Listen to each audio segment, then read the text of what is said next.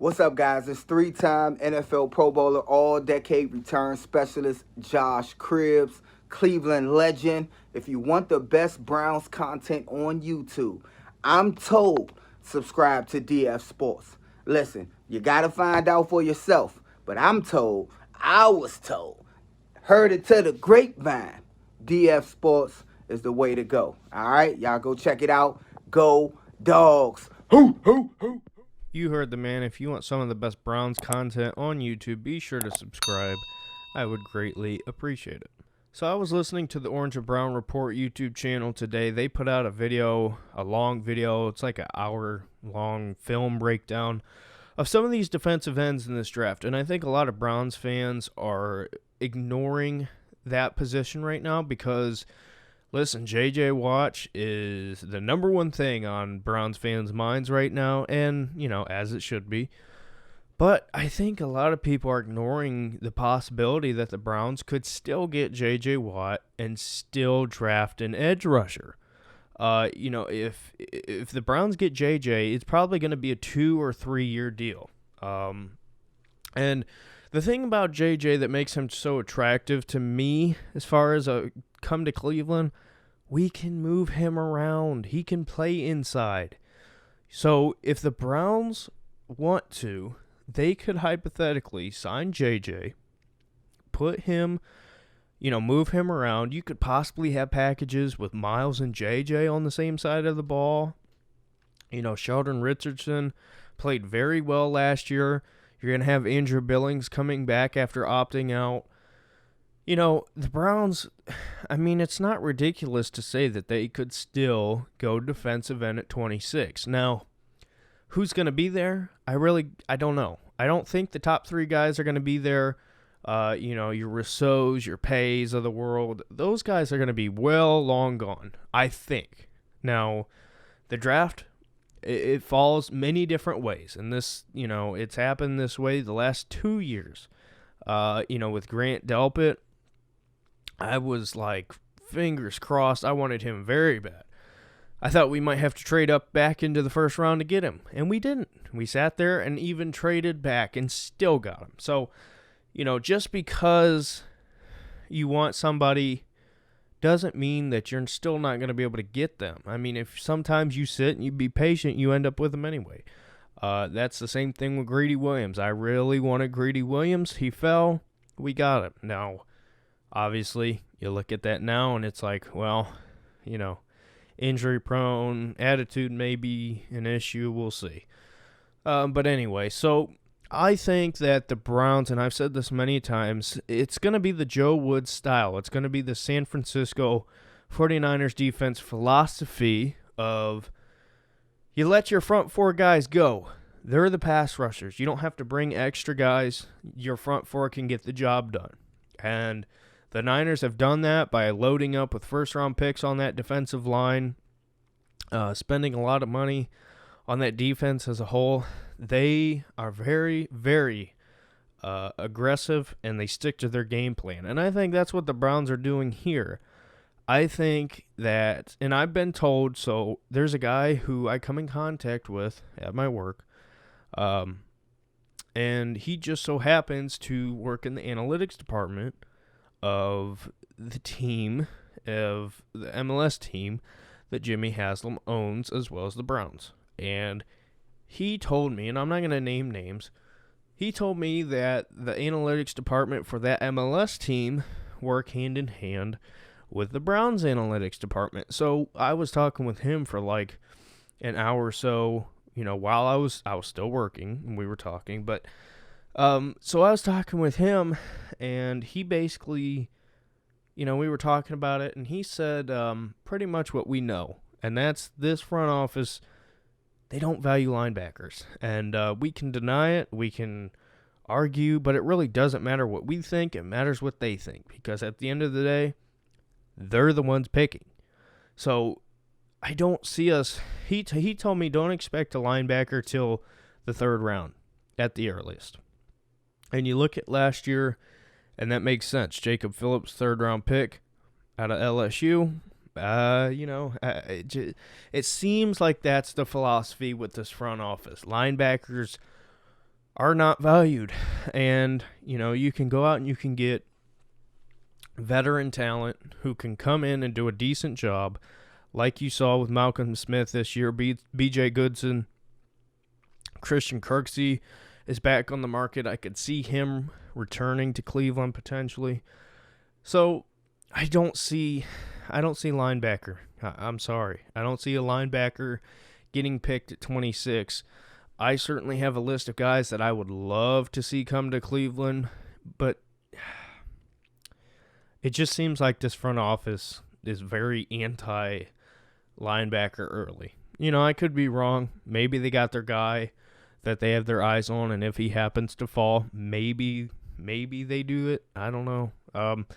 But I think at 26, it's either going to be a defensive end or it's going to be corner. I don't see us going safety, mostly because I believe we got our two safeties, and I would rather see the Browns draft a safety later, like 4th, 5th round, a guy with a lot of potential that you don't need immediately, but he can be good depth, and then sign guys in free agency. Sign the vets. Get some older, maybe not older, but you know what I'm saying, some vets who can come in and help with these young guys. I mean, Grant Delpit, Ronnie Harrison, our cornerback room is so young. The secondary is so young.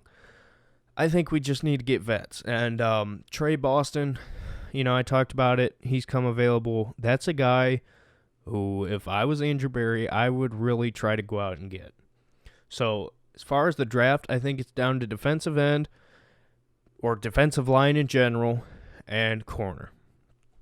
So as far as these defensive ends, and like I said, if you want a full-on film breakdown, go check out Orange and Brown Report on YouTube. I'm not going to do a film breakdown here. I'm just going to talk about them because YouTube is very particular with those things. But if you want to go check out film and, another perspective, go check them out. So anyway, the list of guys at defensive end, I've narrowed it down to a few, but so this is in no, and I'm going to talk about all of them, but this is in no particular order.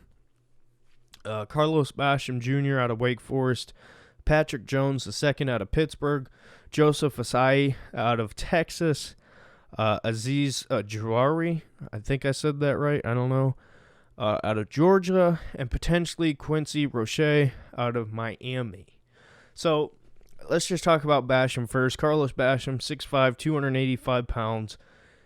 He's a guy who I really like. I think he could, as far as a fit, I think he would fit well.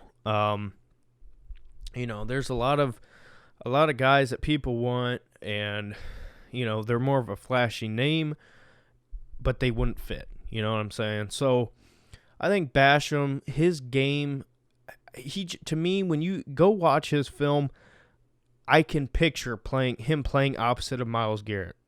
I can. And I think he's got a lot of potential at his size with 6'5", 285 pounds. He can put on more muscle. He can get bigger. He can get stronger. He's got a lot of the abilities that you need to be successful, really successful as a defensive end in the NFL. He's a guy who, once he gets his hands on you, it's over. Myles is kind of that same way. And, he's pretty good overall. Like, most guys, and even guys on this list, you look at and you say, oh, they're a good run stopper. They're a good pass rusher. He's good overall. And I think when you look at what we need at defensive end, even if we do sign J.J. Watt, you can move him in at D-tackle. You could be looking at a defensive line that's got Myles Garrett, J.J. Watt, Sheldon Richardson, and name whoever we draft. That could be a package that gets used a lot this upcoming season. And I look at Carlos Basham, a guy that's good size, a lot of potential, very good overall.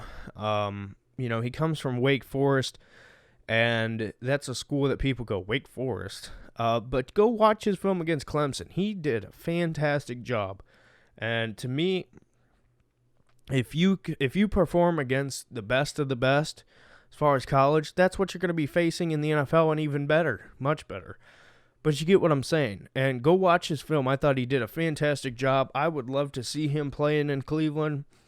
Like I said, I think his potential, he's got a ton of potential. So we'll see. Carlos Basham Jr. is a guy I would keep an eye on. Quincy Roche. He's a guy who he kind of plays second fiddle to Rousseau. And Rousseau's going to be gone by 26. I mean, it'd be a miracle if he wasn't. But he's all right. I mean, he's a good player himself. He could have came out last year, but he's now had a great year. He's now got his name up into the bottom of the first round, potentially top of the second round. He's, him coming back helped him. I don't know what the Browns are going to think about him. He's 23. He's a little bit older. And I say older. He's not old, but the Browns tend to go really young unless they really, really like somebody. So I don't know. I think Quincy Roche is a great player.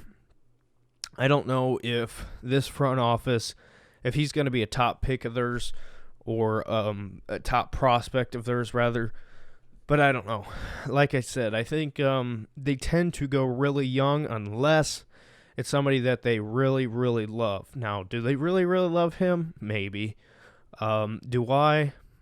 I mean, I like him. I like him a lot. I think he's fantastic. Do I love him? No. Not over some of these other guys. So we'll see. He's 6'3", 245 pounds. Went to Miami, like I said. Improved a lot this year. But I don't know if that's the guy Cleveland's looking at. But he'll be there. I believe he'll be there at 26. So this is a guy that you got to account for. I wouldn't spend a whole lot of time looking into him, but it's certainly a possibility. So Patrick Jones II. Now, he is somebody who is a very, very physical player. He's got some of the same things, though, excuse me, that I talked about with Roche. He's a little bit, not old, but he's, older. He's a senior, 6'5", 260 pounds out of Pittsburgh. It's the same thing I talked about. Is he a guy that this front office ignores the age and it says, you know what, you're a good enough talent that we have to have you? I really don't know. I think he's such a physical player that might be something that they really want, but I don't know. I mean, he's a guy that you look at his tape and your eyes light up, but I don't know. This front office, it's really hard to tell because they want to run this style, but at the same time, what are the guys that they're going to try to get to fill the spots? And to me, I really like him a lot. I wouldn't be mad if we picked him at 26, but I just don't know. Similar to Roche, I don't know if he's going to be the top prospect in their minds. It certainly could be. Only Andrew Berry knows. But it's certainly an option. So Joseph Assai out of Texas. This guy is 6'4", 253 pounds. He's a junior. He's very interesting. I think he's a guy that has a ton of potential. He's very flexible, and I mean flexible as in he can fit whatever you want him to do. He's not a guy that's strictly pass rush. He's not strictly run defender. He's very good overall. I like him a lot. He's a guy that, you see Myles Garrett, as great as Myles Garrett is, once he gets his hands on you, you're done for. But sometimes left to right, he can get juked out every once in a while. I'm nitpicking with that, but Joseph Assai is a guy who you're not going to be able to do that. He's got you. If you get anywhere near him, he's got you.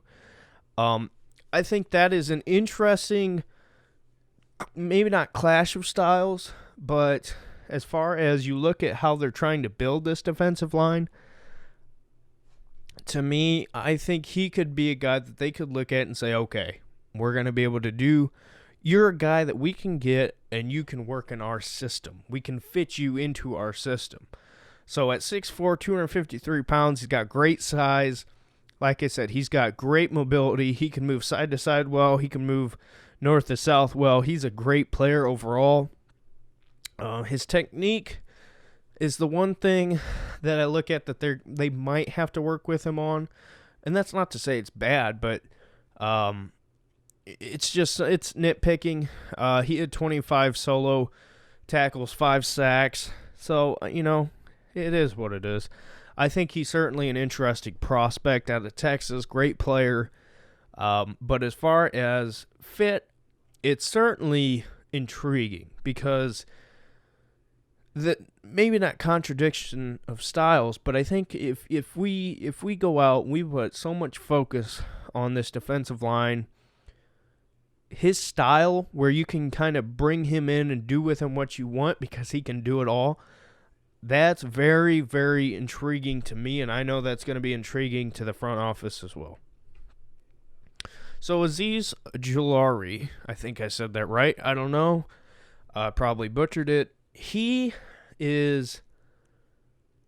is probably the most intriguing prospect because he's a little bit undersized as far as, if you look at him on tape, he doesn't look like, some of these bigger guys, but he's not bad. I mean, 6'3", 240 pounds.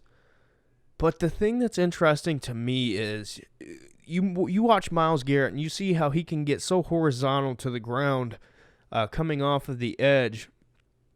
Aziz is kind of the same way. You watch him and his technique is spectacular. And he's a guy who is really young. He's a redshirt sophomore. He's a guy that you could bring in. You wouldn't have to force him into the starting role. You can use him as a rotational piece, and he could turn into something special. And, it's interesting. How closely do they want to go with Myles Garrett? Because Myles Garrett's the guy long term, obviously. You paid him. But what's the opposite of Myles Garrett going to look like? Are they going to go with a contradicting style? Are they going to go with the same style? What are they going to want to do there? It's very interesting to me. And I think with Aziz out of Georgia, he's a guy, similar technique, a little bit undersized, like I said. But he's a guy that could really grow in this defense, grow in this system. Very intriguing prospect. So those are basically the guys you're looking at 26 as far as defensive end prospects. Let me know if you got your eyes on any one of them in particular. Like I said, if you want more film breakdown, go check out the Orange and Brown Report. As far as 26, though, honestly, I think it's very interesting because, to me, J.C. Horn, cornerback out of South Carolina, is a guy that I really got my eyes on right now, that I think at 26 you could get great value.